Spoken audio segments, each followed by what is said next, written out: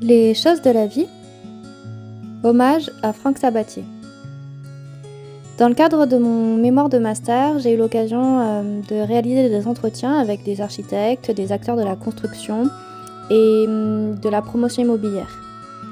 Et donc j'avais fait le choix d'interviewer Franck Sabatier, avec qui j'avais eu quelques relations conflictuelles relatives au projet d'architecture, mais j'avais envie d'apprendre à mieux le connaître, à mieux percevoir sa vision de l'architecture.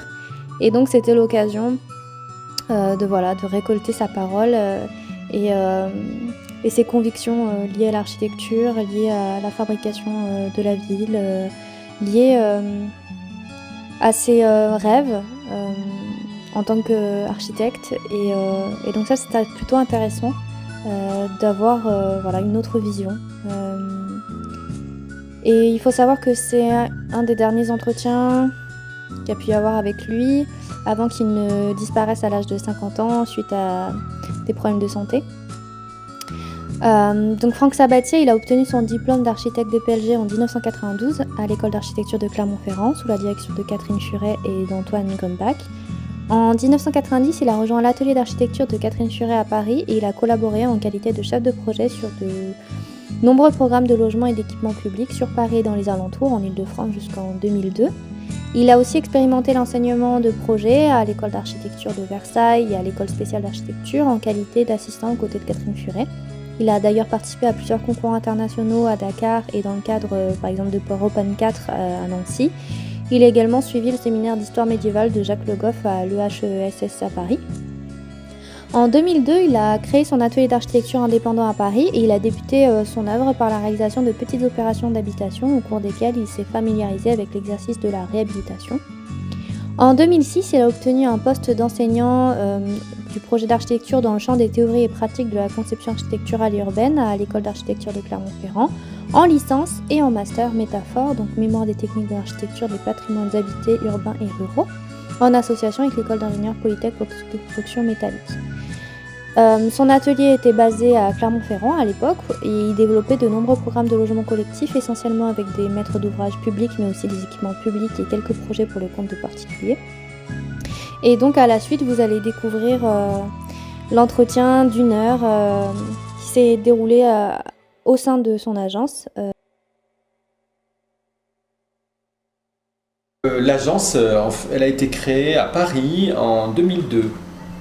Et après une expérience de 10 ans, un petit peu plus, 10, 12 ans, 11 ans exactement, dans une agence d'architecture, une seule, puisque j'ai eu quasiment qu'une expérience à Paris après mes études. Donc c'était en fait une enseignante de l'école d'architecture, Catherine Churet, et qui était très orientée, on ne peut pas dire spécialisée, mais orientée sur le logement collectif social.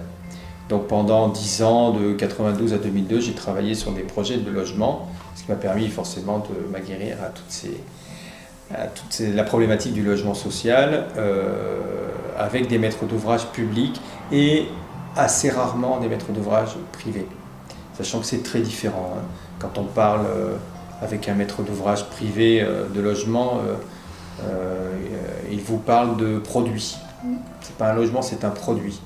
Et il est beaucoup plus impliqué, et encore je suis gentil quand je dis impliqué, dans la morphologie des plans. Puisque évidemment, il faut qu'il soit rentable, voire un peu, si je puis dire, dévoyé par rapport aux typologies normales. C'est-à-dire qu'on trouve souvent dans les logements privés des faux T2, des faux T3, des faux T4. Il manque toujours un peu une pièce, ou alors elle est potentiellement intégrable au séjour. Le séjour, il se réduit après à 15 mètres carrés. Donc on a fait quand même très peu de logements privés.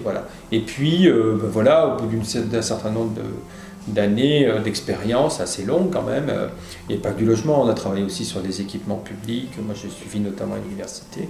J'ai créé l'agence, et là, tu redémarres à zéro, quoi. C'est-à-dire que j'ai travaillé avec des particuliers. Et en fait, ça a été une expérience, je vais faire court, ça a été une expérience assez enrichissante pour moi parce que, évidemment, tu te lances à Paris, malgré une expérience, malgré finalement un carnet d'adresses, si je puis dire. Les gens ne sont pas forcément disposés de faire confiance tout de suite pour travailler sur des projets de la taille que tu gérais, toi, au sein d'une agence de A à Z. Hein. On avait une organisation très verticale, ça veut dire que celui qui avait travaillé sur le concours allait développer toutes les phases d'études et jusqu'au suivi de chantier.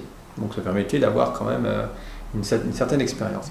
Donc quand je me suis lancé, j'ai créé l'agence en 2002 à Paris. J'ai eu assez rapidement du travail, mais essentiellement avec des particuliers. Alors j'avais la première année un peu une situation intermédiaire, c'est-à-dire que je continuais à finaliser des chantiers en sous-traitance pour mon ancien employeur, tu vois, ce qui me permettait aussi d'avoir un fonds de roulement, si je puis dire. Et je travaillais pour des particuliers et très rapidement, ça m'a permis de me concentrer. Alors à Paris, c'est très fréquent ça. Hein. Et ça, essentiellement réhabilitation, on travaille sur des cellules d'appartements, etc., avec des situations toujours impossibles. Mais en fait, avec le recul, ça m'a permis de me familiariser avec des situations un peu atypiques. Donc de travailler avec les habitants, ce qui est difficile quand tu travailles sur un projet de logement collectif, quoi. Donc là, tu as des interlocuteurs qui ont des attentes. Alors parfois, ils ont des solutions avant les problèmes, donc il faut détricoter un peu le discours et puis voir quelles sont effectivement les problématiques pour proposer des solutions alternatives à ce qu'ils souhaitent. Donc travailler à l'échelle de la cellule de logement et dans une dimension un peu sur mesure.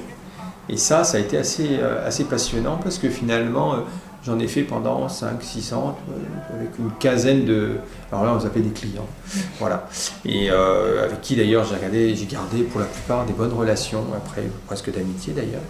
Et finalement, ça m'a permis de développer une expérience, un certain regard sur le logement. C'est-à-dire, on n'est plus dans un formatage qui est dicté par les règles liées notamment à l'accessibilité, enfin bref, on va dire les règles de logement social avec la chambre de 10 mètres carrés, etc. Mais on est plus dans le sur-mesure.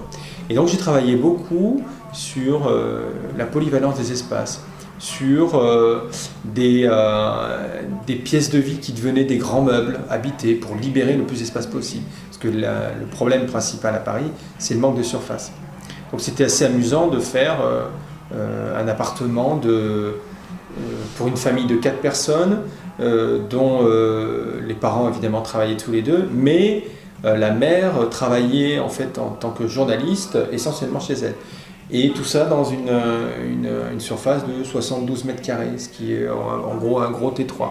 Sauf que là, il fallait presque un T5, quoi, dans un T3. Donc c'est très intéressant ça, de travailler avec les particuliers et d'essayer de trouver des solutions qui font que chacun trouve sa place, que les espaces ne sont pas trop confinés, ça veut dire qu'ils sont moins dédiés à des fonctions, mais ils peuvent avoir, ils sont un peu toujours dans des situations alternatives. C'est les chambres des enfants qui sont un peu des priorités, et ben finalement elles vont s'ouvrir avec des grandes portes, avec des meubles coulissants, avec je ne sais trop quoi, et devenir des grandes salles de jeu. Et puis la nuit venue, on referme, on recloisonne. Donc j'ai beaucoup travaillé sur ça. Pareil sur cuisine séjour, pareil sur bureau-chambre, parce qu'on avait fait ça. Donc travailler sur la cellule, ça a été assez intéressant et j'ai toujours gardé finalement un peu un pied dans ça, avec des particuliers. Bon, maintenant beaucoup moins. Et après, finalement, assez rapidement, j'ai été sollicité pour un projet assez important de 80 logements à la Courneuve, donc du logement en accession sociale. Donc c'est un peu une situation intermédiaire entre, tu connais un petit peu, tu en as entendu parler, je pense, le logement social locatif et le logement de promoteur. En plus, il y avait plusieurs cas de figure. Il y avait des gens qui avaient la possibilité d'acheter l'appartement avec des taux réduits, machin, etc. Et puis aussi des gens qui en fait étaient locataires, mais in fine devenaient propriétaires de leur appartement. Donc, pas de relation bien sûr avec les habitants, donc ça veut dire imaginer des situations, des vies, quoi, voilà, et proposer des cellules qui sont relativement simples, quoi, fonctionnelles, mais relativement simples. Bon, il y a eu des grands débats sur cuisine ouverte, pas ouverte, qu'est-ce qu'une chambre d'enfant, c'est la plus grande, c'est la plus petite, voilà. Est-ce qu'on peut rentrer directement dans un séjour, dans un logement ou pas, voilà, etc. Ça, là je te parle encore de la cellule, et puis aussi évidemment des problématiques urbaines fortes, parce que tout l'environnement parisien est un environnement dense, complexe, avec des règles aussi d'urbanisme assez précises, et assez complexes aussi à gérer. Bref. Et puis voilà, je me suis retrouvé en fait enseignant à l'école d'architecture et à Clermont-Ferrand. Et voilà, étant natif de Clermont-Ferrand, je me suis dit ça serait intéressant aussi j'aimerais construire à Clermont-Ferrand, quoi. Et donc voilà, je me suis présenté sur des dossiers, sur des concours à Clermont-Ferrand, et ça a très vite marché, très vite pris. Et in fine, l'agence, elle a vécu une période intermédiaire où j'avais une agence à Paris, une agence à Clermont-Ferrand, ça c'était il y a 3 ans. Et maintenant, je suis établi à Clermont-Ferrand. Voilà. Et on est 3 personnes et demi, puisque j'ai un mi-temps aussi. Voilà, à peu près en effectif moyen.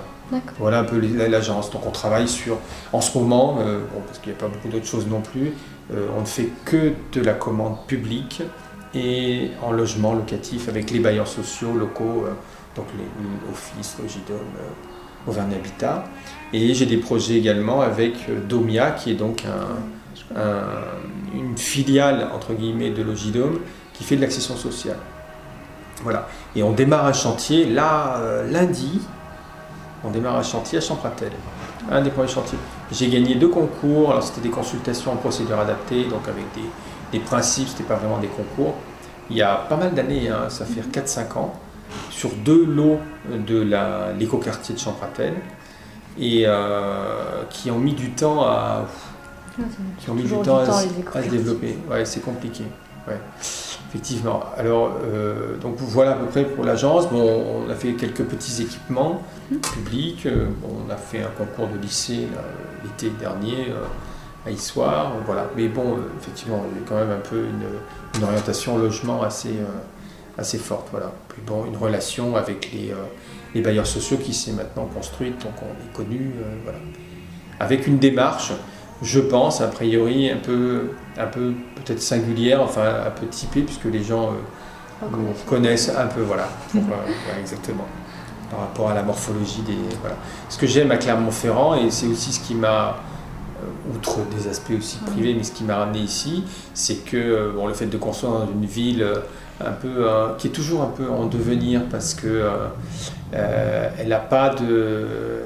on peut pas dire qu'il y ait une cohérence urbaine forte et architecturale. Encore de la disparité, je dis vraiment disparité architecturale, elle ne me gêne pas à partir du moment où la ville s'est construite par stratification, adjonction successive, tu vois, sans qu'il y ait des ruptures. Or à Clermont-Ferrand, on les sent beaucoup, ces ruptures. C'est des changements de posture d'une période à l'autre qui font que on a tout commencé, mais on n'a rien fini. Et résultat, pour moi, Clermont-Ferrand, je disais souvent aux étudiants, c'est un peu la ville des possibles. Parce que à chaque fois qu'on travaille en cœur de ville, ou on va dire sur le grand territoire clermontois, il faut toujours réparer quelque chose. Il faut toujours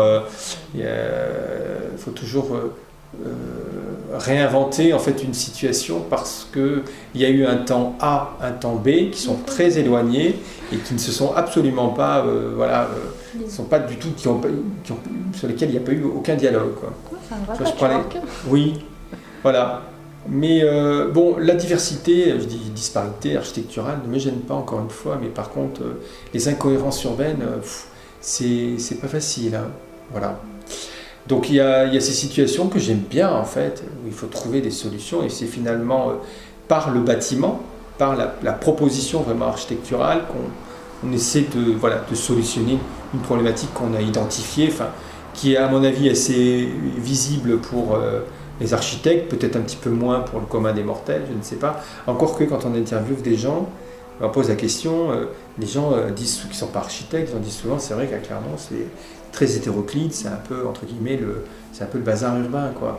Il y a des alignements qui ont été décidés à certaines époques, même qui remontent parfois au 19e siècle, et puis qui ont été amendés par la suite. Alors un coup on est en retrait, un coup on n'est pas, etc.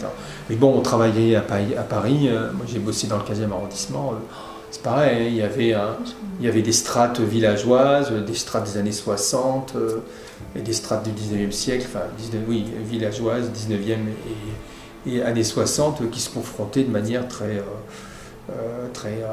abrupte, hein, voilà. Ensuite, travailler dans un écoquartier ou sur un territoire qui est vierge, Là, on a donc 3 projets en cours sur ce type de territoire. Donc deux projets, l'un de 30 logements et l'autre de 23 logements dans l'écoquartier de Champratel, où la démarche est la même pour les deux, même si les projets ne se ressemblent pas. Et un projet à Landes, sur les coteaux, une zone qui s'appelle les Clos, où il y avait jusqu'avant la guerre, il y avait des vignes et des plantations de cerisiers. Et puis tout a été ramassé par la maladie et autres, et puis c'est devenu des espèces de friches. Mais en même temps, il y a un environnement qui est assez proche de la nature. Donc c'est pas évident, à proximité du centre-bourg, quoi. Et c'est pas évident d'intervenir sur un territoire vierge.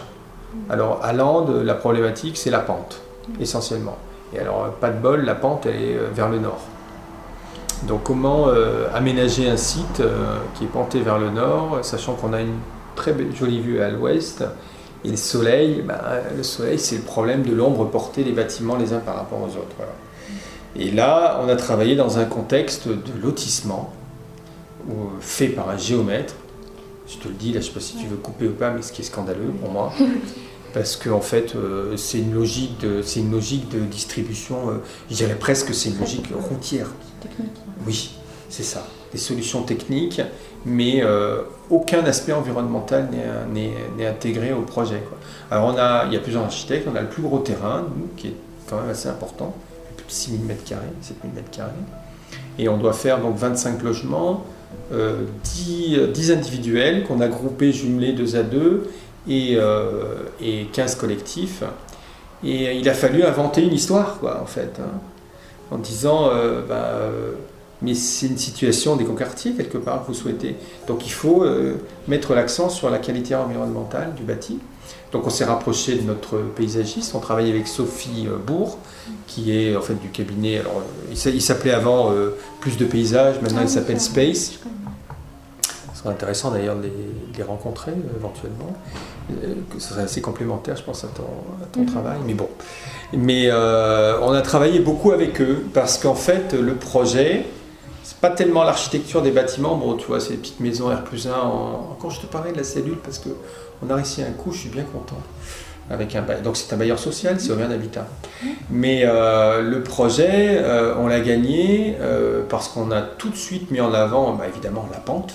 Question de la pente, quoi. On ne peut pas faire un plan de masse dans la pente comme on fait un plan de masse sur un terrain plat. Bon, la question du terrain vierge, c'est pas évident parce qu'il n'y a pas de mitoyenneté. La forme du terrain est complètement liée finalement au rayon de giration de courbure des bagnoles. Enfin, tu vois, ça n'a aucun sens. Et donc il a fallu rendre habitable ce terrain. Donc le premier projet, ça a été le terrain. C'est comment habiter dans la pente, comment aménager donc des plateformes qui soient confortables et qui fassent que malgré tout chacun bénéficie des avantages de la pente, c'est-à-dire avoir peut-être des vues un peu lointaines quand on s'élève, et puis éviter aussi la problématique des ombres portées puisque le fait de construire sur l'ensemble du terrain et non pas faire des bandes hautes et basses comme certains confrères l'ont fait, avec un mur de soutènement entre les deux. Donc on a démultiplié les plateformes. Et on a dit, moi j'avais donné comme principe à mes collaborateurs et puis à la paysagiste avec qui on a travaillé, c'est il faut vraiment se coller au terrain naturel. C'est le terrain naturel, c'est le point de départ du projet. Donc comment on fait des plateformes. Donc on a multiplié les plateformes, ce qui rend le projet très complexe en termes de calage et tout ça. Et la deuxième chose, c'est qu'on s'était dit rendre le terrain le plus perméable possible. C'est-à-dire faire en sorte que seul le bâti, évidemment, représente une surface étanche. Voilà. Ça permet en fait de faire des économies phénoménales en termes de réseau.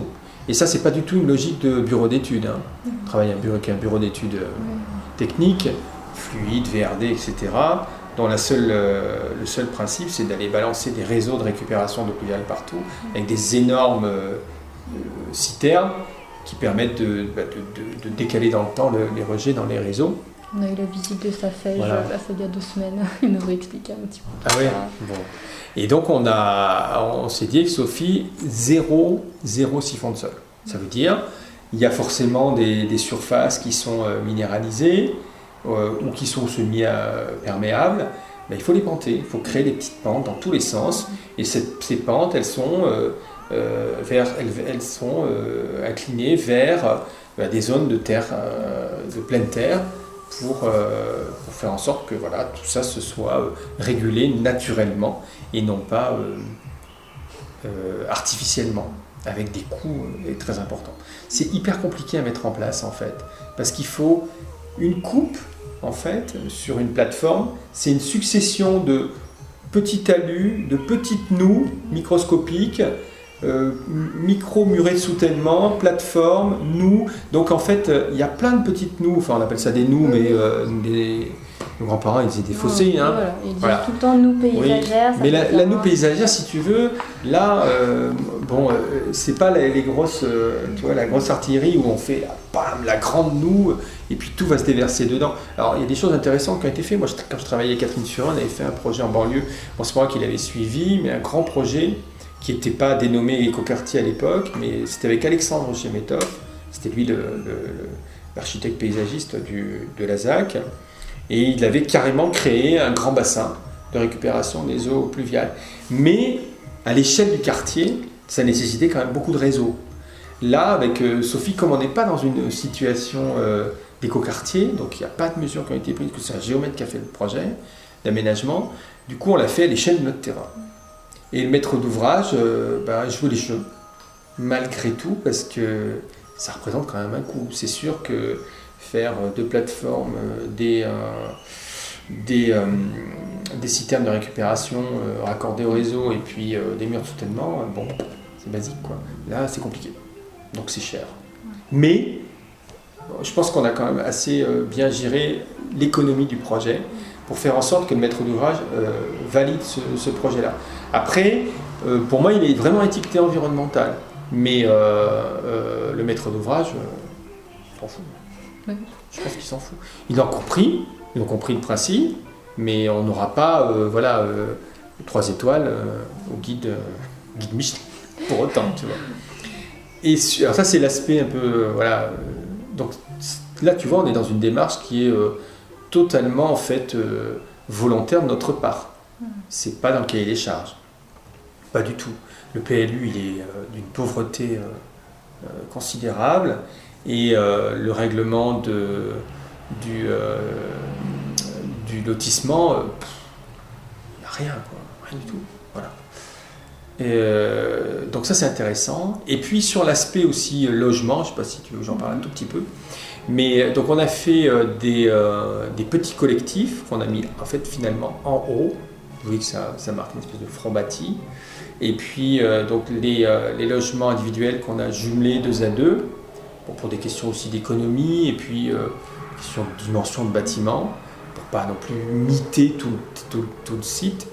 Mais je voulais moi que ces maisons elles aient vraiment quelque chose en plus, c'est-à-dire quand on fait du logement social, c'est vrai qu'on a tendance à appliquer un peu des standards.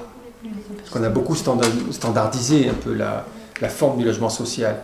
Et finalement, on s'est rendu compte que dans des projets qu'on avait réalisés précédemment, c'est toujours les logements, tu sais, qui sont placés un peu dans un endroit impossible, donc qui deviennent atypiques, qui intéressent le plus les gens. Les gens disent « Ah oui, il est super bien ce logement, et tout ça. Ouais. » Bah oui, mais c'était compliqué, on ne peut pas faire autrement, c'est un immeuble placard, etc. Alors on a les logements en partie courante qui sont traversants, etc., classiques, espace jour, espace nuit, voilà. Bon. Les choses n'ont pas beaucoup évolué encore par rapport au mode de vie, je pense, mais ça, c'est compliqué. Et puis ces logements atypiques qui plaisent énormément, quoi. Donc sur les maisons, à Landes, on s'est dit, même chose, c'est des choses que nous, ce sont des objectifs qu'on s'est fixés, mais nous-mêmes, quoi, entre nous, tu vois. Parce que maître d'ouvrage ne nous l'avait pas demandé. Donc plutôt que de faire 2 flats, 2 niveaux pour les maisons, comme ça, On a des maisons en fait qui sont avec des refends en maçonnerie de briques performantes. Je voulais pas d'isolation par l'extérieur, donc on a mis une isolation par l'intérieur, là. Et après, les façades nord et sud et la toiture, tout ça c'est de l'ossature bois. Donc l'enveloppe étant en ossature bois. Et on a travaillé avec une entreprise d'Arlan pour proposer des planchers en bois, en lamellé-collé de bois. Donc c'est comme des dalles, ça fait un peu moins, ça fait à peu près 12 cm d'épaisseur. Hier j'étais au téléphone encore pour régler des soucis de passage de réseau pour les plafonniers. Mais le maître d'ouvrage me dit mais c'est hors de prix votre truc, on n'en veut pas. Je dis non. Pourquoi ? Parce que si je fais un plancher traditionnel en bois, donc avec des solives, je suis obligé de mettre un faux plafond. Avec un isolant, parce que d'un point de vue phonique c'est pas bon. Donc je vais mettre un faux plafond, qui va me coûter quand même une blinde, si je puis dire. Et vous allez me demander votre fameux PVC au sol classique dessus. Là, je fais d'une pierre les trois coups, c'est-à-dire qu'on fait des planchers en lamellé-collé. Alors, on a choisi un peu le bois, qui est en fait vitrifié, ciré sur la partie habitable. Et en sous-face, on fait une lasure. Donc on aura un environnement un peu, alors ça va faire un peu scandinave, parce que c'est des bois blonds qu'on a mis, tu vois. Mais voilà, ça c'est des démarches, par exemple. Si tu n'apportes pas une justification un peu technique à la chose, maître d'ouvrage dira, mais c'est cher, on n'en veut pas. Et puis on n'a jamais fait ça. Bah oui, mais c'est l'occasion d'essayer, mon coco. Et tu vois que ça vaut le coup. Et la deuxième chose, c'est que je voulais pas faire le duplex standard, tu vois, où je rentre dans une entrée microscopique, j'ai la cuisine à droite, le séjour au fond, avec l'unité de vie vaguement proposée, c'est-à-dire qu'il n'y a pas de chambre en gros. Moi j'ai toujours fait, on faisait ça nous, quand on bossait à Paris, et j'ai toujours fait ça, c'est quand on fait des duplex, on fait toujours ce qu'on appelle l'unité de vie en bas. Or la réglementation, bon PMR a changé le 1er avril, maintenant elle l'impose, mais avant elle ne l'imposait pas, ce qui faisait des espèces de duplex où tu avais séjour cuisine, un WC en bas, l'escalier dans un coin, tu vois, avec la trémie d'escalier, on ne peut pas parler de vide. Et puis au-dessus, 2-3 chambres et séjour, et salle de bain. Voilà. Et là, on a fait un séjour en double hauteur. Donc évidemment, maître d'ouvrage, j'ai dit mais vous êtes cinglé. Mon confrère architecte, que je nommerai pas, qui faisait des maisons juste au-dessus, me disait mais t'es fou, tu pourras jamais te les payer. Et en fait, je me suis dit, oui, c'est mal barré, c'est sûr, parce que le vide, c'est du volume. En France, on n'a pas, on réfléchit pas en volume, on réfléchit en surface, quoi. Voilà. Donc en termes de coût, comment je vais m'en sortir ? Et je me suis dit, ça peut être très intéressant. À partir du moment où ils savent que, et ça c'était une info que j'ai eue après coup, que le maître d'ouvrage en fait souhaitait transformer petit à petit ces logements en logements d'accession, c'est-à-dire que les locataires deviendraient à terme propriétaires. Et je me suis dit, c'est gagné, c'est la pièce de vie en plus, c'est la pièce de plus.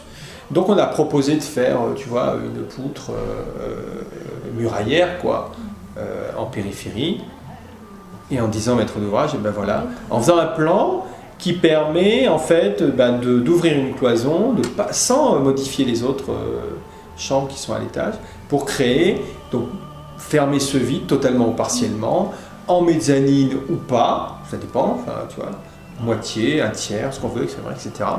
Pour faire en sorte que les gens se sentent soit dans une démarche d'appropriation, c'est fondamental la démarche d'appropriation dans le logement, quoi. Donc être neutre et en même temps permettre à chacun de s'approprier et de se projeter.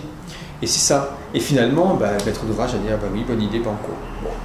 Il est quand même à l'écoute, hein. C'est le maître d'ouvrage que j'aime bien parce qu'on travaille vraiment en confiance, c'est-à-dire qu'il ne prend pas le crayon pour corriger ton projet. Donc voilà un peu, tu vois, les stratégies qu'on met en place dans des situations qui sont d'une très très grande banalité et hyper standardisées, quoi. Où on veut 25 logements standards, voilà. Ça, et puis après les matériaux, évidemment aussi, c'est important. C'est ce qui fait aussi un peu l'identité architecturale. Donc même chose, il faut convaincre, il faut contacter des fabricants, il faut récupérer des échantillons, des prototypes, montrer, dire regardez, ça peut être intéressant, etc. Voilà. On va faire ça avec des ardoises teintées, enfin bon, on va voir ce que ça donne. et essayer de faire passer, de s'affranchir de ces menuiseries extérieures en PVC, quoi. Donc on est parti sur des menuiseries en bois, avec des encadrements en bois, enfin, voilà, quoi. Donc on a quand même une qualité de prestation. Ce qui est important aussi quand même dans le logement social, qu'il soit en accession ou en locatif, c'est la maîtrise des coûts. Des fois, elle est complexe parce qu'il y a des choses cachées, comme les fondations, par exemple. Enfin, la nature du sol joue énormément en fait sur le projet. Donc, il faut toujours être vigilant par rapport à ça, quoi. Faire en sorte que le maître d'ouvrage intègre que le sol, on n'est pas responsable.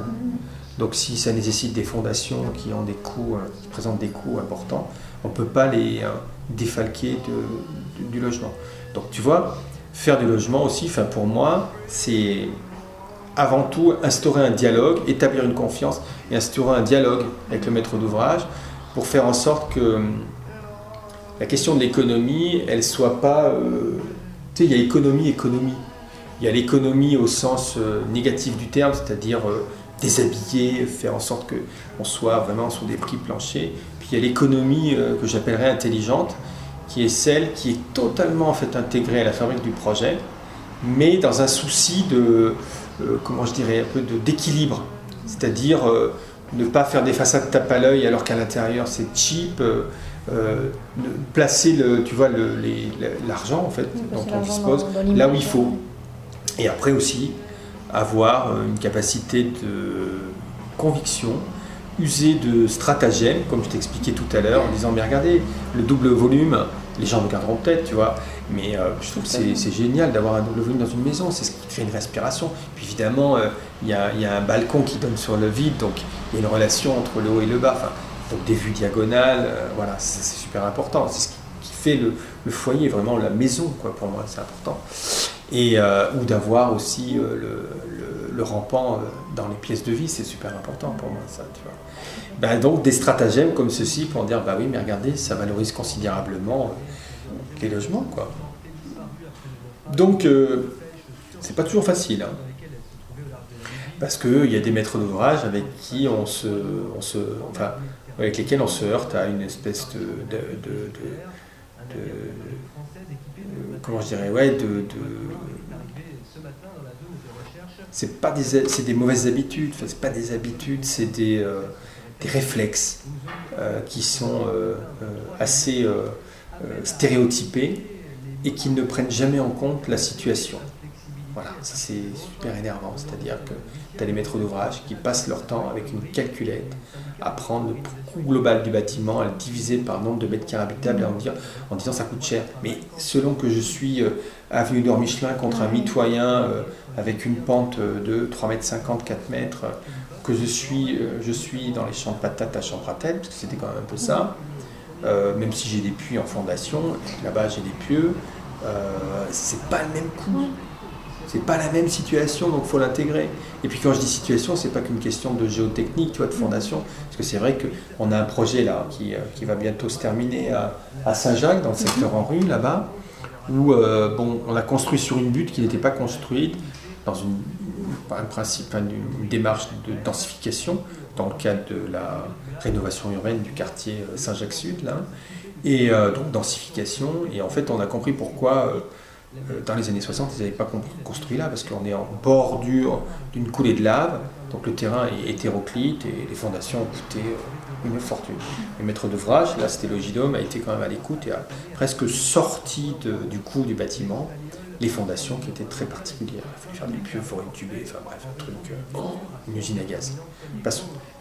Mais voilà, quand tu pars avec un maître d'ouvrage qui t'impose un coût en disant mais notre coût moyen c'est celui-là, et tu te fourvoies forcément, quoi. Donc c'est complexe. Il y a aussi une évolution que je constate par rapport aux années 2000, 90-2000, c'est que les maîtres d'ouvrage nous incitent à réduire considérablement les surfaces de logement. Et ça, je trouve que ça... Alors forcément, ça veut dire qu'il y a moins de financement, moins de surface. Bon, aussi, ils sont financés selon des quotas, enfin si je puis dire, enfin des surfaces un peu types, quoi. Mais là, ça devient complexe parce que on livre les 20 logements là, avenue Édouard Michelin. On a des T3, je ne pensais pas pouvoir faire ça. On a des T3 qui font 59 mètres carrés. Moi, j'ai jamais fait ça. C'était toujours à 65, quoi, tu vois, aux alentours de 65, quoi. Voire à la belle époque 70, par exemple. Mais bon, c'est pas après. Après, moi,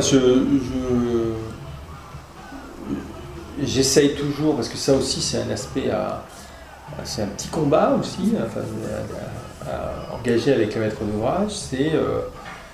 On raisonne sur la surface moyenne. Donc, il se peut qu'effectivement, dans une certaine morphologie, le T3 fonctionne super bien avec 60 mètres carrés, voire un peu moins. Et puis, à côté, il y en a un autre qui fait 70. Et alors, d'accord, ça fera une moyenne de 65 et tout le monde est content. Ensuite, ça permet aussi un peu d'élargir si je puis dire, le panel des locataires, quoi. C'est des gens qui peuvent payer des loyers un peu plus importants, de l'ordre de 50, 100 euros, je ne sais pas, par rapport à d'autres, quoi. Donc si effectivement, après il y a plein de configurations, je ne sais pas, une famille monoparentale avec un enfant, peut-être que ça sera petit revenu, donc petit T3 parce que c'est nécessaire que l'enfant ait sa chambre, et puis famille avec 2 parents, un enfant, pour un T3 un peu plus confortable. Donc ça c'est important aussi qu'il y ait une diversité des typologies. Moi j'y tiens énormément à ça.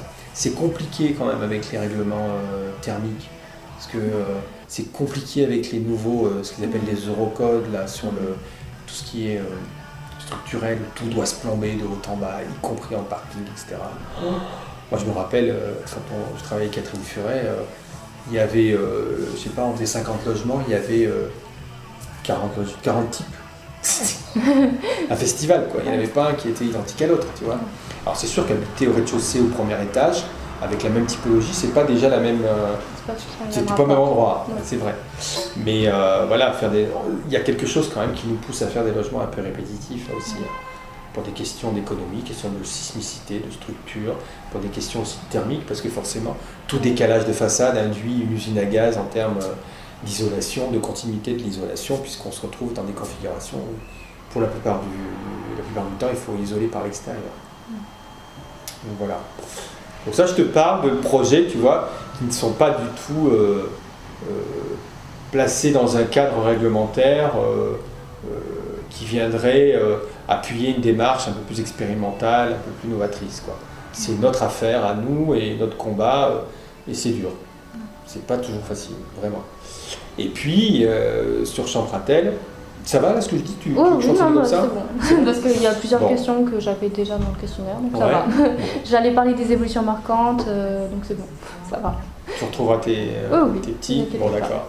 Oui, sur Champratel, c'est un peu différent. Parce que on est un peu plus en territoire conquis d'une certaine manière. Ce qui n'est pas facile à faire avaler au maître d'ouvrage clermontois. Parce qu'il y a donc un cahier des charges, ça s'appelle le CPAUE, donc cahier des prescriptions architecturales, urbaines et environnementales, enfin un truc comme ça, le CPAUE c'est ça, qui est assez précis. Alors bon, c'est un rêve, je dirais pas une utopie, mais c'est un rêve, puisque le cahier des charges a été fait par une agence lyonnaise qui s'appelle Passager des Villes, donc qui était AMO de la ville. La ville a repris un peu les rênes en phase d'exécution, ce qui est assez désagréable parce qu'elle amende des principes intéressants en termes d'aménagement notamment, d'aménagement extérieur. Voilà. L'idée c'est d'avoir un quartier qui est constitué de lots, de parcelles qui sont totalement perméables, c'est-à-dire qu'on peut circuler, traverser les parcelles. Donc il y a des voies distributives à l'intérieur des parcelles privées qui sont donc ouvertes à tous. Ça, c'est un point pas facile à faire admettre, surtout quand tu fais de l'accession. Bref. Parce qu'on va au DD3 fait, au final, on a des clôtures qui viennent au dernier moment fermer tous les espaces. Voilà. Alors, on a trouvé une solution intermédiaire, je t'en parlerai si tu veux, sur le projet qu'on va démarrer en chantier, et sur l'autre aussi. Et ça, et puis surtout, alors oui, je te disais, c'était un peu entre guillemets une utopie, bon, c'est caricatural de dire ça peut-être, mais Passager des villes, en fait, c'est fortement inspiré du Vorarlberg. Donc ils ont emmené même, je crois, un peu des politiques, des maîtres d'ouvrage en Vorarlberg pour leur montrer. Sauf que bon, il y a beaucoup construction, d'auto-conception au Vorarlberg. Il n'y a pas ici du tout. On est dans un schéma hyper standard, quoi. Donc il y a déjà un peu un couac à ce niveau-là, parce que se donner les moyens en fait, de faire un petit Vorarlberg à Champratel, c'est pas évident. Il y a mais néanmoins il y a un cahier de prescriptions qui est assez détaillé et précis et qui nous a beaucoup servi pour le projet. Sachant que le projet, on l'a quand même présenté à toutes les phases d'études, donc l'esquisse, l'avant-projet sommaire, l'avant-projet détaillé, le dossier pro. On l'a présenté en fait à la ville et à l'AMO, à Passager des villes. Et eux, ils nous ont jugés à travers en fait ce qu'ils appellent le QEB, qualité environnementale du bâti. Donc c'est en fait une sorte de mission qui est confiée de manière un peu induite au maître d'œuvre et au maître d'ouvrage pour répondre en fait aux critères environnementaux. Donc il y a une grille qui se complexifie à chaque phase et à laquelle en fait que l'on doit nous remplir et qui décortique un petit peu le projet sur la question des déplacements, la question de la perméabilité des sols, la question des matériaux, des énergies grises, des solutions thermiques, des solutions énergétiques, qu'est-ce qu'il y a encore, des espaces partagés, qu'est-ce qu'il y a, enfin toute une circulation douce, je l'ai dit, enfin voilà. Donc il a fallu en fait, on a pris cette casquette mission QEB, le maître d'ouvrage n'avait pas bien compris, et il a fallu passer un peu notre bâtiment, enfin nos études, notre bâtiment à chaque phase, à travers un peu la moulinette comme ça, en disant ah ouais, il y avait ça, on n'a pas de solution là. Quel est le pourcentage de bois qui est utilisé dans le bâtiment? D'où vient le bois? Pourquoi cette essence? Comment est traité le bois? Tu vois, ça peut aller jusque là. Où sont situés en fait les locaux vélos? Compte tenu de la dimension du site, n'en faut-il pas deux plutôt qu'un seul? La solution de mettre je sais pas quoi, je dis n'importe quoi, en sous-sol n'est pas adaptée. Donc tu es noté sur chaque critère, rouge, orange, vert, tu vois. Alors quand ton truc est criblé de rouge ou d'orange, ça passe pas. Alors maître d'ouvrage était un peu remonté par rapport à ça, parce que lui, chaque point vert pour lui c'était encore un billet payé, quoi, c'est cher, sans penser que... Il vaut mieux penser avant qu'après. Oui, mais voilà, mais sans penser que tout ça c'était peut-être simplement des questions d'intelligence, quoi, du projet. Puis de réfléchir, c'est pas forcément mettre de l'argent, parce que forcément un maître d'ouvrage il pense toujours qui n'est pas, il pense toujours à l'économie, mais au mauvais sens du terme cette fois-ci, et il pense effectivement que tout ce qui peut être alternatif ou qui a des vertus écologiques, c'est plus cher. On va le barrer, tu vois, il faut remonter. Mais là au moins on a été quand même forcément soutenu. C'était pas facile à faire, parce que c'est vrai que expliquer le projet en détail alors qu'il est fait, des fois je râlais, c'est vrai, parce que quand tu as, 150 questions quoi, en phase d'avant-projet détaillé, il y a des choses effectivement ont été notées, on a fini par avoir des points verts partout, tu vois, mais bon, voilà. Alors je reviens sur un aspect quand même, parce que Champratel ne démarre pas bien, fonctionne mal, c'est un projet qui date de plus de 10 ans, etc. Alors il y a une grande inauguration là, des espaces publics la semaine prochaine, samedi prochain, j'y vais là, avec le maire, etc. Je me dis tiens, il y a même le président de région, président du conseil départemental et autres. Je me dis tiens, les élus s'intéressent peut-être enfin à ce quartier. Tiens, c'est étonnant. Donc ils ont voulu effectivement utiliser les bailleurs sociaux comme locomotive, forcément. Il y a moins d'enjeux économiques, moins de rentabilité économique, c'est plutôt ça. Donc le cahier des charges a été fait, etc. Il y a l'école maternelle qui a été faite par MTA, qui est aussi un élément important. Il y avait déjà la maison de quartier, les espaces publics. Bon, ça avance pas très vite non plus, hein, voilà. Et puis, il y a 2 projets de bailleurs sociaux qui sont construits aujourd'hui, quoi. Nous, on va être le 3e à construire. Apparemment, il y a des promoteurs privés qui arrivent. Bon. Mais il y a quand même il y a un hiatus dans l'affaire. Parce que quand le projet a été décidé comme ça, un peu, à mon avis, à l'emporte-pièce, par un élu qui devait être l'adjoint à l'urbanisme, c'était, d'une certaine manière, se doter d'écoquartiers parce qu'il fallait, parce qu'il y a des financements derrière ça, etc. Mais imaginez qu'on va faire un petit Vorarlberg dans un quartier où il y a déjà des problèmes sociaux, c'est pas évident, ça voulait dire pas que... forcément y régler. Ouais, ils pensaient faire venir des nouvelles populations pour créer de la mixité sociale et résoudre des problèmes, des phénomènes de ghettoisation avec des quartiers où il y a des taux de chômage très élevés par rapport à la moyenne, quoi. Pour ça, il faut vraiment se donner les moyens, quoi. Là, ils raisonnent comme si c'était un quartier lambda et ils pensent que les gens de l'hypercentre vont venir habiter à Champratel parce que la vie est belle là-bas, quoi, tu vois. En plus, ils vont ouvrir un multiplex, donc du côté de entrée de Rion c'est Bazar. Ouais, ouais. Mais comme il y en a un deuxième qui se fait du côté de Cournon, ça a un petit peu court-circuité les choses. Je ne sais pas trop comment tout ça a été pensé. Il y a un aspect qui est positif, c'est le désenclavement de ces quartiers par le tram, puisqu'il va jusqu'Auvergne. Donc ça, c'est bien. Il y a quelque chose qui m'a paru, moi, un petit peu éludé et dommageable, c'est qu'il n'y a pas eu de réflexion sur la relation entre Champratel et les anciennes cités ouvrières qui sont de l'autre côté, dont la plupart des habitants sont venus acquéreurs, enfin ils sont propriétaires de leur maison, où c'est plutôt agréable, c'est sympathique comme coin, quoi.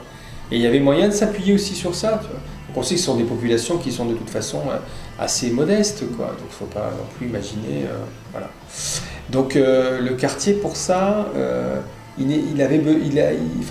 doit résoudre un problème épineux et qui n'est pas simple si on le double des aspects environnementaux. Parce que les aspects environnementaux engendrent des modes de vie un peu plus partagés, enfin voilà, ce qui n'est pas forcément évident quand on envisage d'avoir des populations d'origine sociale diverses, quoi.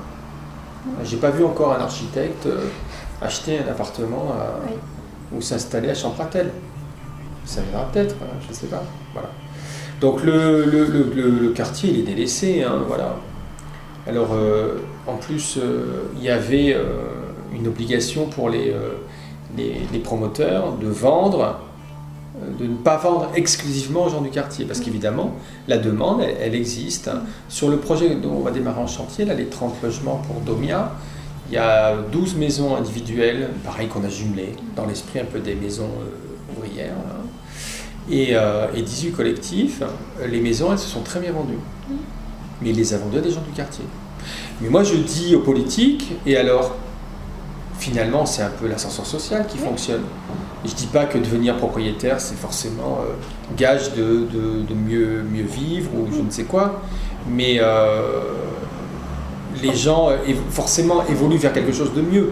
Ils habitent dans une tour, ils ont des... Moi j'en ai discuté un peu avec un responsable de Domia, il disait qu'en cumulant effectivement des APL, des aides, des TVA à taux réduit, voire à taux zéro, etc., ils sont presque même... c'est presque favorable pour eux, c'est-à-dire qu'ils vont payer même moins cher leur remboursement de crédit qu'un loyer.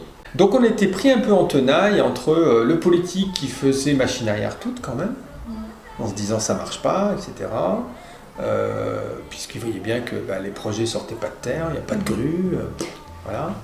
Et en même temps ils sont pris un peu au dépourvu parce que les aménagements en fait extérieurs, donc de public, places publiques, squares, etc. et tout ça, et voiries, ils sont financés par la vente des lots. Mais comme les lots ne se vendent pas, donc tout est bloqué, quoi. La machine, elle n'a pas vraiment démarré, quoi. Alors vouloir effectivement rompre avec un phénomène de ghettoisation sociale, il faut s'en donner les moyens. Ça veut dire qu'il faut porter le projet, ça veut dire qu'il faut mettre de l'argent en fait. Il ne faut pas attendre que Tartampion, Bouygues ou je ne sais pas qui viennent acheter un lot et le vendent avec ses produits, comme ils disent, de qualité assez médiocre. Quoi. Mais pour en venir à nous, que ce soit sur les deux lots, donc le lot M sur lequel on a travaillé là, avec Domia ou le lot K avec Auvergne Habitat, le fait qu'il y ait un cahier des charges avec des prescriptions environnementales fortes, ça nous a quand même soutenu, beaucoup aidé dans la démarche architecturale, qualitative. Donc à chaque fois que le maître d'ouvrage me disait mais ça c'est trop ci, ça c'est trop grand, c'est trop beau, trop ci, je disais ouais mais c'est PAU, on peut pas, c'est pas possible. Voilà. Et quant à la porosité des parcelles, alors moi-même effectivement j'étais un peu dubitatif quoi. Parce que je peux comprendre qu'on demande à des gens, je vais être un peu extrême, mais le terme n'est pas très approprié, mais je le dis quand même, il y a un côté un peu colon, tu vois ce que je veux dire ? Ouais. C'est une espèce de colonie, on part de nulle part. Voilà. Donc on ne peut pas demander à des gens de venir habiter un peu nulle part, parce que là pour le coup le terrain où on est, il est tout au nord. Heureusement qu'il y a une voirie qui y va, parce qu'il n'y a rien.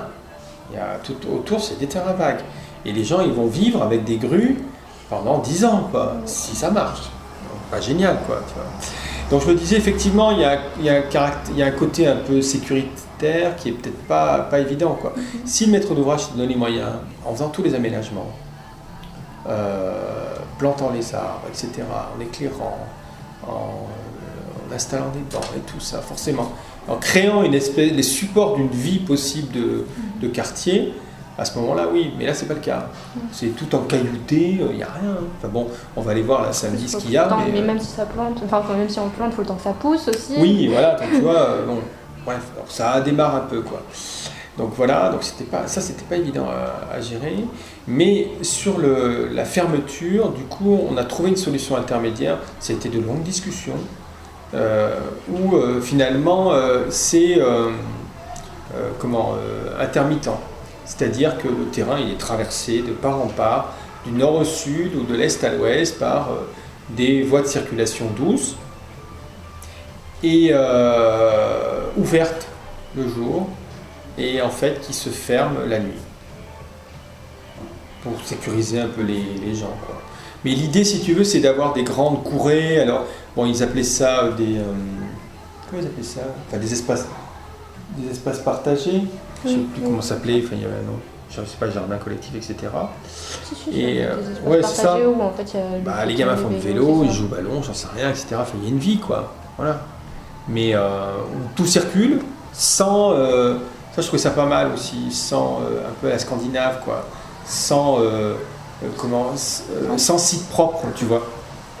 Donc du coup, ça incite à une certaine prudence parce que on sait que la voiture, elle va rouler aussi sur un espace piéton. Il y a des enfants qui peuvent jouer, etc. Tout ça, voilà. Et puis, donc cette solution un peu intermédiaire où finalement les gens peuvent traverser, mais pas la nuit, où c'est éclairé, mais bon, voilà.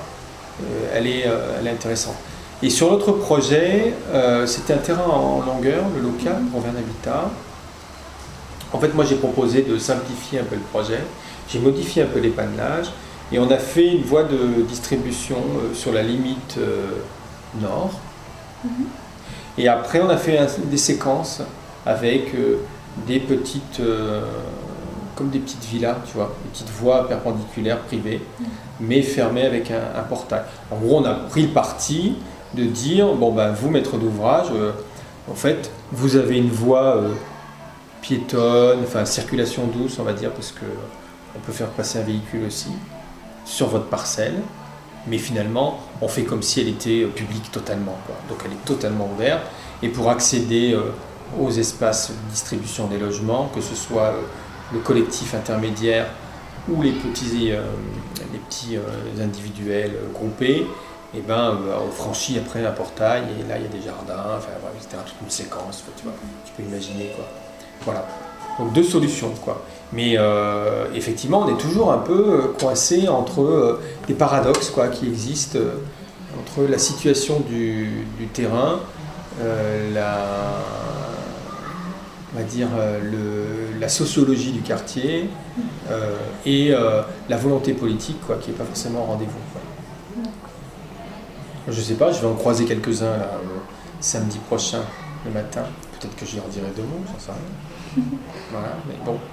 En tout cas, les maîtres d'ouvrage ne sont pas précipités pour faire des projets là-bas. Mais bon. La logique de l'écoquartier est quand même un peu complexe, parce qu'elle porte en elle une contradiction, je pense. C'est-à-dire que on le voit, toutes ces petites communes, ces communautés urbaines qui se lancent dans de fabrication d'écoquartiers, c'est quand même un espèce de satellite. C'est-à-dire que plutôt que de se... Je suis assez dubitatif par rapport à ça. Alors, je fais des projets dans ces quartiers-là, mais je suis un peu dubitatif parce que moi, on m'a appris la stratification. On vous a appris à vous aussi, sans doute, que la ville, elle se fabrique par adjonction successive, par déformation, transformation, extension. Voilà. C'est presque un peu centripète, quoi, une ville. Même si, effectivement, on peut trouver, voilà, dans les années 30, 40, 50, des quartiers extrêmement importants et intéressants. Enfin, je pense à Amsterdam Sud, par exemple. Voilà, c'est des quartiers qui sont construits de toutes pièces. Mais ils ont quoi, une relation. D'abord, ils ont des qualités urbaines intéressantes, avec des gabarits qui sont quand même importants. Et alors, dans les écoquartiers, on trouve beaucoup quand même de petits intermédiaires, quoi. Une espèce de tentation de la maison individuelle, quand même. Ça, c'est... Un peu voilà. proche, ouais. Parce que c'est un peu le moteur aussi pour vendre les logements, hein. Mais bon. Et il y a quelque chose qui me gêne un peu, c'est ça. C'est que ça a quand même ça a une dimension un peu satellitaire. Donc on se dit, qu'est-ce qui fait le lien entre les habitants un peu avec une sociologie particulière de l'écoquartier et les habitants historiques du bourg ou de la ville ou d'un autre quartier. Et déjà, cette connotation éco-quartier me gêne parce que peut-être que le centre ancien, il est tout aussi éco, oui. de par sa densité, tu vois. Et puis même, tous les projets devraient avoir cette... Donc voilà, on devrait l'enlever tout simplement. Et c'est comme tu te disais, le projet qu'on fait à Landes, oui. Bah, il n'est pas l'étiquette éco, mais il est, oui. De fait, quoi, voilà. Mais bon, ce que je regrette, par exemple, à Landes, c'est là, il n'y a aucune réflexion de la part du géomètre qui a fait le plan d'aménagement sur la relation avec le bourg, quoi. Il y a une voie qui est prolongée, d'accord, mais il n'y a pas suffisamment de superposition, de croisée. Enfin, tu vois, tu veux dire que, ouais. Même en termes d'échelle, on peut prendre plus de risques, quoi. Bon, voilà, quoi. Donc, bon, le quartier, je vais faire. Je m'en méfie un peu. On a le droit aux poubelles.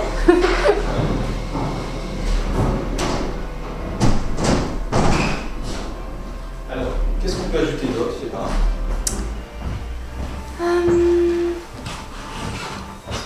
Est-ce qu'il y a un urbaniste au niveau de la ZAC de Champratel?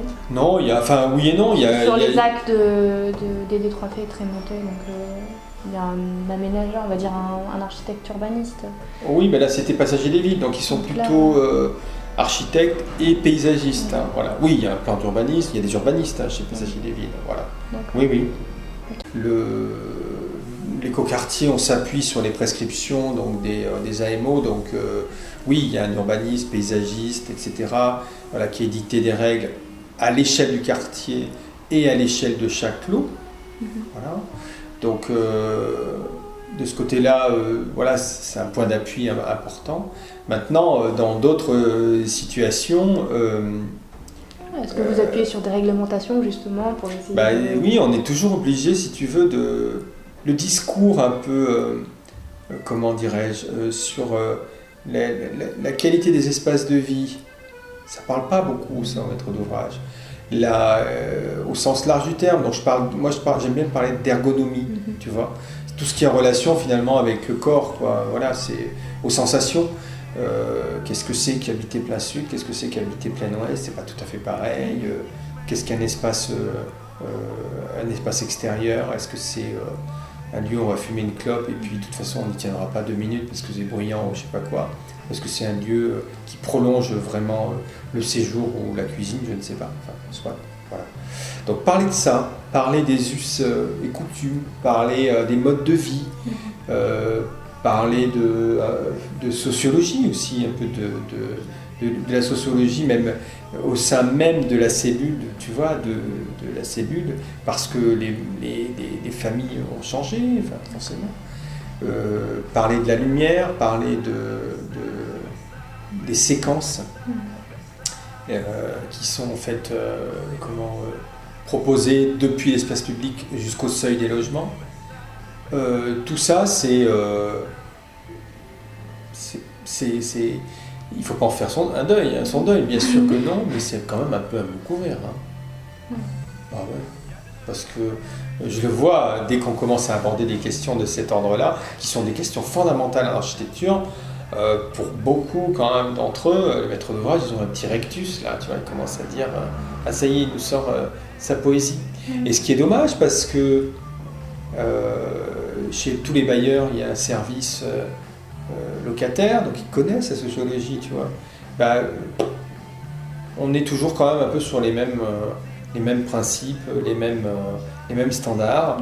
Alors donc, on le garde pour nous, on se fait nos propres scénarios, on se raconte nos propres histoires, on connaît la qualité, forcément, avant tous, de ce qu'on a dessiné, parce que une des qualités, des forces de l'architecte, c'est de se projeter dans l'espace à partir du plan, quoi, sans forcément même avoir des maquettes des 3D, quoi. Donc se projeter en imaginant des vies. Mais raconter ça à un maître d'ouvrage, j'ai pas beaucoup eu l'occasion de le faire. Alors donc, c'est pour ça que je te parlais tout à l'heure de stratagème, c'est comment trouver l'argument qui tue. C'est l'argument technique. C'est toujours celui-là, très cartésien, chiffré, quantifié. Et oui, mais tu vois ce que je t'expliquais tout à l'heure pour le séjour en double hauteur, par exemple. Oui, mais voilà, on n'en veut pas. Oui, mais on pourra faire une pièce de plus. Oui, mais on a prévu la structure pour ça, c'est facile à faire. Ah, bon, voilà. Oui, mais en termes d'entretien, ça va être une catastrophe pour vous. Autre chose, tu vois, je ne sais pas. Et ainsi de suite, quoi. Après, en fait, on travaille avec des chargés d'opération qui, finalement, n'ont pas de... qui peuvent être architectes, hein, mais bon, là, tu gommeras, ouais. Mais ils n'ont pas de culture architecturale. Aucune culture architecturale. Ils n'ont comme repère que quand on s'évade, si je puis dire, un peu dans la conversation plus sur les usages, ils n'ont que repère leur propre vie. Hein. Ça va pas tellement plus loin. Hein. Voilà, quoi. Et ça, à Paris, en banlieue, à Clermont-Ferrand, j'ai pas vu beaucoup de différence, quoi. Donc on se fait nos petits films dans notre coin, mais ils ont une valeur, ils sont importants, tu vois. Voilà. Alors on trouve le subterfuge technique tout le temps. Tout le temps, il faut trouver des subterfuges et puis dire ouais, mais là techniquement. Parce qu'on a compris aussi que les bureaux d'études, qui ne sont pas nos ennemis, puisqu'on travaille ensemble, on fait équipe, on maîtrise d'œuvre avec eux, quoi, nous mettent aussi bien des bâtons dans les roues, quoi. Alors il faut prendre le temps d'expliquer les choses, de pourquoi, du comment, parce que parfois on se heurte à des comment dirais-je, des espèces de blocages qui sont liés à ouais, encore une fois, je me répète peut-être, mais des mauvaises habitudes, quoi. Donc comment casser les habitudes à un ingénieur, un technicien, faut quand même avoir un peu d'expérience, quoi.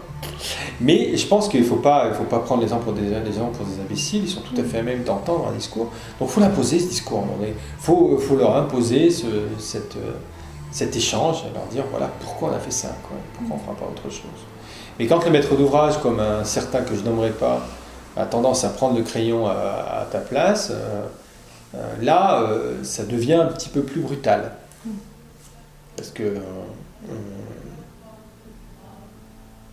on est là pour proposer des solutions qui peuvent être alternatives selon les enjeux, les situations données, pas pour dessiner ce qu'on nous demande de faire, quoi. Voilà. Moi, ça m'est arrivé, même avec des particuliers. Hein. Et aujourd'hui, je suis très prudent par rapport à ça. Quand ils viennent me vendre, je veux ça, je me dis, bon, c'est un réflexe, un peu de langage qu'ils ont, etc. Ça va passer, quoi. Puis je vois que ça perdure, je veux ça. Dernièrement, il y a un couple, ils ont voulu une maison dans un terrain magnifique, à 30 km d'ici, vraiment très joli terrain. En plus, peu construite, ça, vraiment. Voilà. Et ils avaient fait le plan. Oui, voilà. Donc je leur ai dit non, si ça ne vous ennuie pas, je ne vais pas le regarder. Puis on verra à la fin si on est arrivé à votre solution. Quoi. Voilà, quoi. Donc je préfère vous surprendre. Voilà, et puis surtout, vous surprendre, je me méfie de ça parce que les gens n'aiment pas trop être surpris. Hein.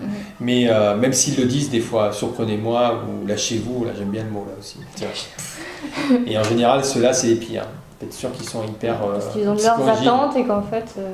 Bon voilà, donc ça m'est arrivé. Maintenant, d'ailleurs, je suis assez prudent quand je travaille avec des particuliers qui veulent du sur-mesure, qui viennent nous voir pour ce qu'on a fait, parce qu'ils ont apprécié les qualités de ce qu'on a pu faire à travers le site, je sais pas, ou des publications, et que finalement ils viennent avec des solutions. Je leur dis mais non, moi ce qu'il me faut, c'est des problèmes. Donc on va essayer de voir quelles sont les problématiques et on va à partir de là mettre en place un programme, et à partir de ce programme on vous proposera des solutions. Voilà. Mais des fois ça marche pas, donc on arrête. On va pas plus loin. Ça va pas être possible. Avec un maître d'ouvrage public, quand tu as gagné un projet par concours, bon.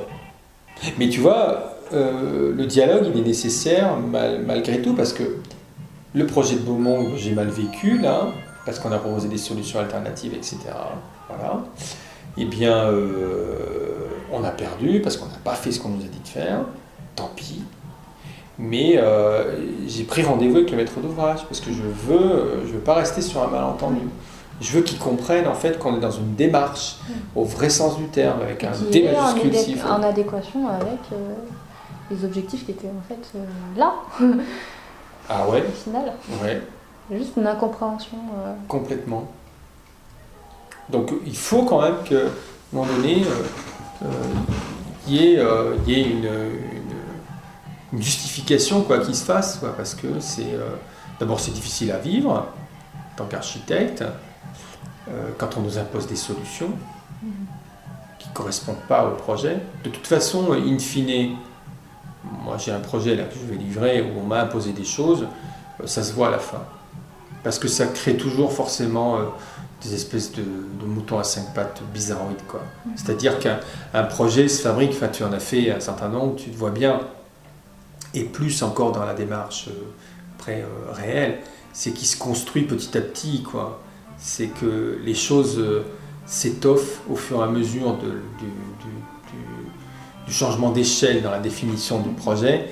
Et donc, les idées, elles sont un peu, on va dire, un peu flottantes au début. Elles sont encore en devenir. C'est un principe, c'est une idée de projet, on peut dire un concours, même si l'image 3D a considérablement restreint le champ possible, du dialogue possible, parce que l'image est figée, plus réelle que nature, et après, pour s'en défaire, faire évoluer le projet. Alors moi, dans ma démarche, par contre, ce qui est parfois désœuvre un peu des maîtres d'ouvrage et les bureaux d'études, je fais beaucoup évoluer le projet selon les étapes. Ça les fait, excuse-moi, ça les fait chier, parce que les bureaux d'études, il faut qu'ils recommencent, il faut qu'ils changent, mais ça, je tiens à ça. Si on s'aperçoit qu'une idée ne tient pas, elle ne passe pas en fait à travers les différentes étapes d'études, c'est qu'elle n'est pas bonne. Donc il faut la changer, il faut être un peu plus radical. Donc revenir un peu à la case, pas à la case départ, mais voilà, faire évoluer le projet dans le bon sens toujours. Donc le dialogue il est un peu permanent et il faut donc expliquer. Même si les gens ça ne les intéresse pas, parce qu'ils ne parlent que de technique et que d'économie.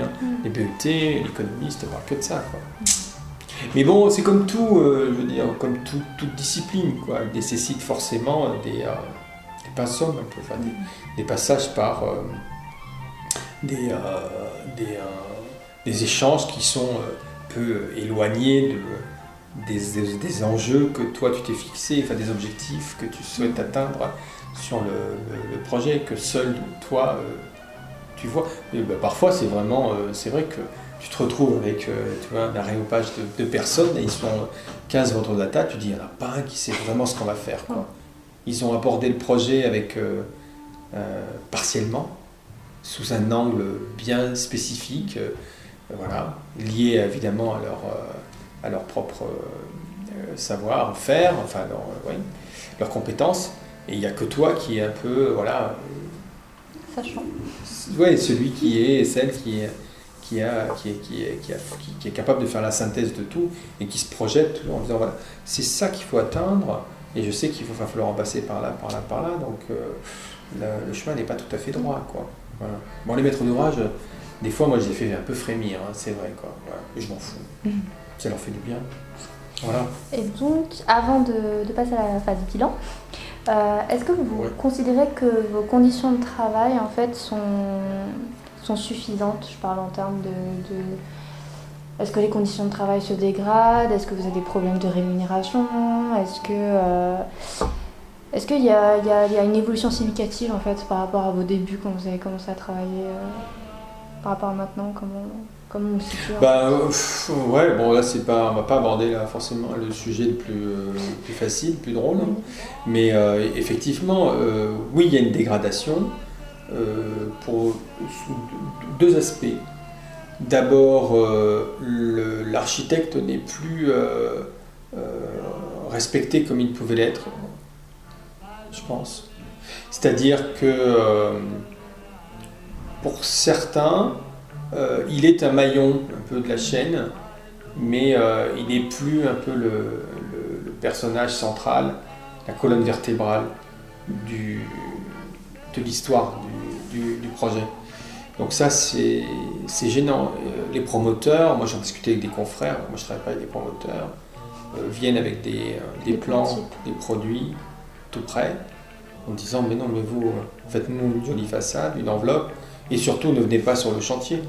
Moi je bataille pour rester dans une démarche, on va dire un peu historique, qui est celle très linéaire du début à la fin, de la conception à la réalisation, au suivi de réalisation, sans tomber dans ce travers-là, quoi. Donc oui, quand un commercial de chez Bouygues Vinci vient avec son catalogue de plans, c'est qu'il ne fait plus confiance à l'architecte. Il fait confiance à qui? À les commerciaux, qui se plantent en général, complètement à côté de la plaque. Parce que j'ai tout entendu, tu vois, par exemple son Champratel, ça me fait marrer. On devait faire un autre projet encore, mais je me disais c'est pas possible, encore un troisième projet à Champratel, avec un privé. Et c'est génial parce qu'on s'est vu 2 fois. La première fois, il m'a dit il y a un manque de petits logements, il faut faire des petits logements, voire des logements étudiants, etc. Et 2 mois d'intervalle, il fallait faire des grands logements.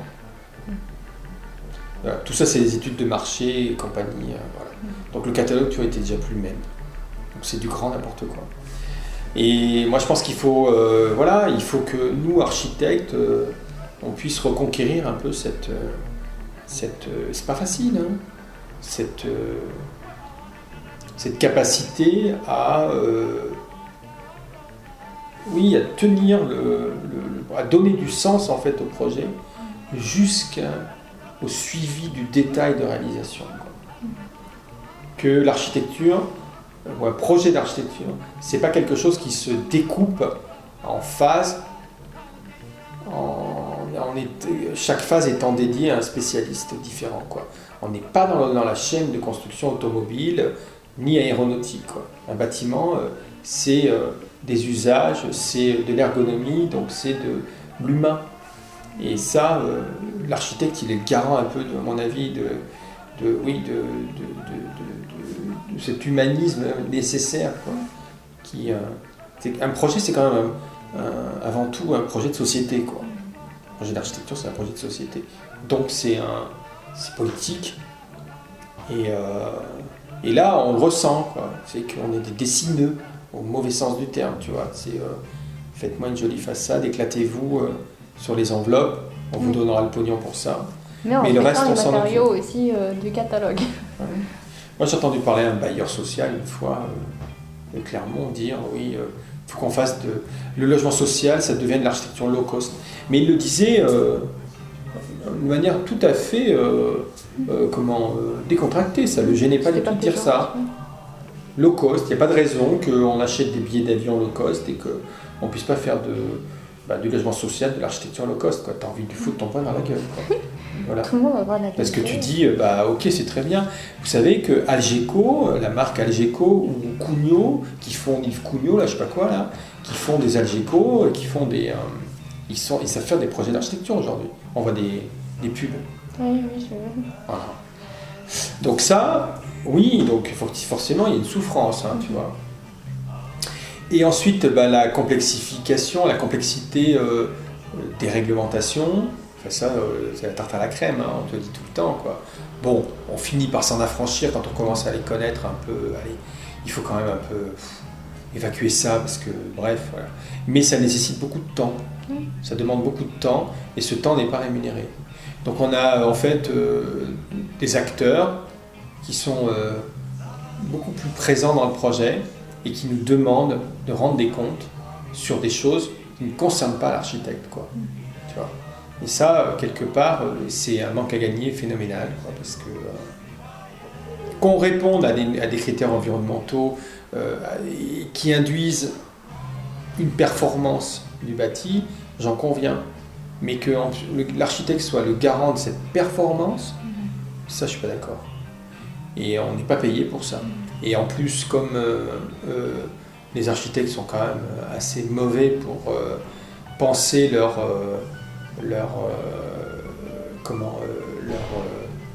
devenir de leur profession de manière collective, c'est la porte ouverte à tout et n'importe quoi. Donc il y en a qui font du dumping, qui proposent des honoraires qui sont complètement dérisoires par rapport au temps passé. Le souci, moi si tu veux, je ne suis pas dans une logique de rentabilité, donc c'est pas toujours facile, mais c'est-à-dire que voilà, je compte pas trop le temps, je fais plutôt le projet en avant, quoi. Donc, s'il y a un truc qui va pas, comme je te disais tout à l'heure, que à l'esquisse ça va pas, l'esquisse ça sera pas le DCE, il sera remis en question, le projet, il sera voilà. Puis il faudra intégrer plein de choses. Donc forcément, c'est pas très rentable parce qu'on peut pas prévoir le temps qu'on va passer sur un projet. C'est très difficile de le quantifier, ça. On peut pas dire, comme une entreprise pourrait le faire, j'ai 1000 heures pour faire ce projet, quoi. Parce que je risque d'en faire 1500. Il y a beaucoup d'aléas. Mais la rémunération, oui, des architectes, forcément, elle baisse. Sans baisser de manière par rapport à la en termes de, je m'exprime mal, mais en termes de pourcentage, quoi, par rapport au montant de travaux, mais donc en valeur absolue, si tu veux, elle ne baisse pas, on va dire, mais par rapport au temps passé lié à ces exigences réglementaires, ouais. Mais c'est lié, hein, ce que je te dis, les deux aspects sont liés, hein, la dévaluation du métier d'architecte, le fait que les promoteurs accaparent des phases importantes. Ils s'occupent des phases de chantier et des phases de du projet, c'est forcément ils ont une maîtrise un manque à gagner énorme pour les architectes, quoi. Donc pour conclure, je vais avoir des petites questions juste. En fait, c'est plutôt un bilan des opérations que vous avez livrées, enfin que vous livrez, qui sont en cours. Je sais que que les aspects ils sont toujours, il y a beaucoup d'aspects qui peuvent être améliorés jusqu'à la fin du chantier. Ouais. Mais donc, quelles sont les pistes d'évolution et vos objectifs en fait pour les prochains projets dans l'avenir, vos perspectives d'avenir? Ça serait des rêves plutôt, hein, tu vois. Parce que je rêve non, ce qui serait... moi, ce que j'essaie de faire, c'est de faire en sorte que tous les acteurs du projet soient partie prenante dans sa conception. Donc, c'est ce que je te disais, ça veut dire leur expliquer les choses, etc. Ne pas non plus... je ne mets pas forcément l'architecte sur un piédestal, même si c'est celle qui va faire la synthèse et qui tient la ligne directrice, quoi. Mais impliquer les acteurs, c'est impliquer l'ingénieur dans les solutions constructives qui deviennent des solutions architecturales. Ça, j'adore ça. Donc oui, mon rêve, ou on va dire que c'est pas un rêve, que c'est un projet, quoi. C'est de travailler de manière encore plus concertée avec des ingénieurs et des économistes, à réfléchir à des solutions alternatives, pas forcément modulaires ou autres. Je ne parle pas du tout d'industrialisation de l'architecture, ça me ferait un peu peur quand même. Et aussi, ensuite, de m'appuyer, parce que je l'ai découvert en venant à Clermont-Ferrand, c'était moins le cas à Paris, parce qu'on travaillait beaucoup en entreprise générale, c'est d'impliquer les artisans dans la mise au point finale du projet, c'est-à-dire que s'appuyer sur leur savoir-faire et proposer des solutions qui sont des principes que chaque artisan puisse, alors à la mesure après de la complexité de ses compétences, mais que chaque artisan puisse s'approprier pour trouver des solutions alternatives, quoi. Mais moi, rares sont les projets en fait qui ne sont pas un peu différents entre le projet définitif et le chantier, quoi. Parce que voilà, on a rebondi sur d'autres matériaux, sur des savoir-faire de l'entreprise. Donc vous savez, moi je ferai comme ça, Ah oui, d'accord, très bien. Donc je rêve, in fine, c'est vrai que je rêverais d'un atelier un peu comme ce qu'on appelle les incubateurs. Où tous travaillent ensemble sur le projet, qui est une émulsion d'idées. L'artisan, l'architecte, l'ingénieur, ensemble, j'aimerais bien faire ça, au moins sur un projet. Alors j'attends peut-être une maison, parce que je me dis à l'échelle d'une maison, ça sera peut-être beaucoup plus facile que sur un projet. Après, j'aimerais aussi m'impliquer un peu dans l'habitat participatif. J'aimerais bien essayer de faire un projet participatif, parce que j'aime bien dialoguer et j'aime bien l'échange. Et à force d'imaginer des vies rêvées, quoi, dans les espaces que l'on crée, on en vient aussi un petit peu à se répéter, tu vois. Et j'aimerais pouvoir partager avec un collectif d'habitants, non pas un particulier comme j'ai pu le faire, pour développer des projets qui soient un peu à la mesure de leurs ambitions. Bon, ça se fait, ça se pratique. Je pense qu'il y en a beaucoup qui utilisent ça, mais qui ne le font pas vraiment. Oui, comme exemple, Patrick Bouchin avec l'agent, construire, c'est vrai qu'ils tentent de faire ça, ils ont fait ça. Aussi avec l'université foraine qui s'installe à la Gautière. Mais je pense que l'université foraine de la Gautière, c'est encore quelque chose de différent parce que c'est vraiment expérimental. L'année dernière, j'ai travaillé en Ardèche, donc effectivement, on a pu voir ce qu'avait fait Patrick Bouchin et Julienne au hameau du Blas. Et donc, c'est toujours en cours. Et c'est incroyable de voir comment un projet évolue sur des dizaines d'années, en fait. C'est le temps que ça prend en concertation avec les habitants, parce qu'il y a des habitants qui lâchent le projet, parce qu'ils se trouvent que c'est tellement long, ils attendent, et au final... ils ont quelque chose qui correspond à leurs attentes, mais comme les attentes en fait, elles ont évolué en fait aussi en même temps. C'est vrai que c'est quelque chose qui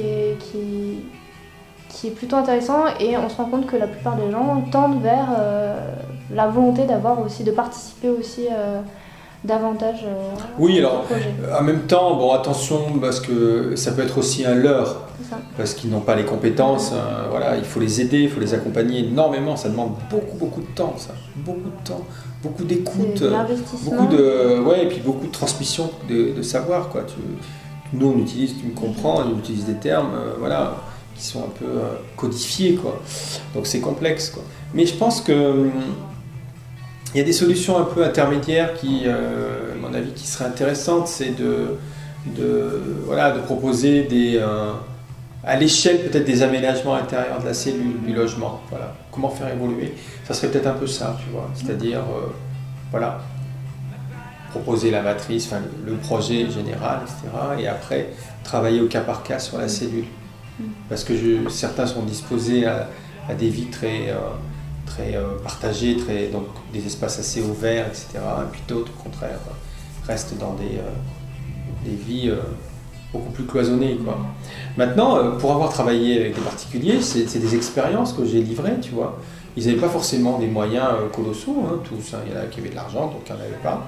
C'est pas forcément avec ceux qui avaient le plus d'argent qu'on a fait les trucs les plus intéressants. Hein. Mais oui, dialoguer avec son client, avec celui qui va habiter les espaces que tu conçois, c'est déjà énorme hein, comme travail. Et en même temps, c'est un travail qui touche presque à la psychologie, parce que on se rend compte que le désir d'habiter, il est parfois, je dirais presque même souvent, fondé sur une frustration. Et donc ça veut dire qu'on peut passer à côté de la plaque, c'est-à-dire qu'on peut proposer donc une solution alternative qui est contraire à ce ce que les gens ont pu avoir précédemment, mais qui ne va pas non plus les satisfaire, les contenter. Voilà, c'est que je pense que l'architecte, il a quand même la capacité de se projeter dans les usages. Et il va forcément... je rêverais peut-être plus à ce moment-là, bon, je ne veux pas me contredire, mais peut-être plus de dialogue avec le maître d'ouvrage. Plus d'ouverture avec le maître d'ouvrage. Qu'il y ait une dimension sociologique qui soit réintroduite quoi, dans le logement, ce qui n'est pas le cas. Vraiment pas. Elle est induite, mais elle n'est pas souhaitée, tu vois ce que je veux dire. Elle n'est pas... bon. Et oui, et donc travailler avec des gens, avec des habitants, c'est aussi... ça nécessite aussi des compétences un peu psychologiques. Donc c'est compliqué, hein. C'est très très compliqué. Et je peux comprendre que donc tous les projets d'habitat participatif sont hyper compliqués à mettre en œuvre, quoi. Parce qu'il y a des gens qui ont des souhaits, des désirs, comme je dis, et puis in fine dans la réalisation, ça ne va pas marcher, quoi. Ils ne voudront pas partager des choses, voilà. Je pense qu'il y a une limite aussi à la... Tu vois, ici dans l'immeuble, ouais, je suis le seul à avoir mon bureau ici, puisque j'y habite aussi, c'est très grand. Bon, c'est des appartements voilà, grands, les gens qui habitent ici n'ont pas trop de problèmes.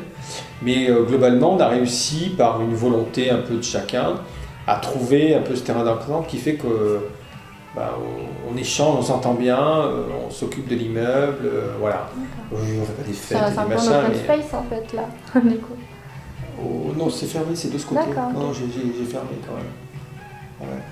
D'accord. Là, c'est l'agence. Oui, je parle de l'agence, je parle des bureaux en fait. Donc, Oui. Les architectes, vous êtes 3. Oui. Ah oui, travaillez ah bah là, oui, ça parle tout le temps. Hein. Moi, je parle tout le temps. Oui. Donc, ah oui, je partage tout. Je veux dire, c'est pas chacun dans sa salle. Non, pas du tout. Mais bon, moi, je parle à l'échelle de l'immeuble aussi, tu vois, mais bon, c'est pas un bon exemple. En fait, je me rappelle parce qu'en première année, j'avais fait mon triptyque avec la 8 rue Beaumarchais. On avait dû faire les façades. Ah bon? Ah je connais un d'accord. petit peu la rue, Ah oui, je connais un petit peu parce que je suis montée un petit peu dans tous les bâtiments voisins en fait, Ah de la d'accord. rue pour avoir des vues sur le bâtiment. Donc je connais un petit peu C'était il y a combien de temps? C'était en première année. C'était il y a 3 ans et demi. Voilà. Ah bah oui, j'étais en travaux là, Voilà. alors ici, je pense. C'est un petit moment, voilà. Ah oui, d'accord. Pour ça que Bon, c'est étonnant. ça te convient là, ce que tu t'es oui, raconté?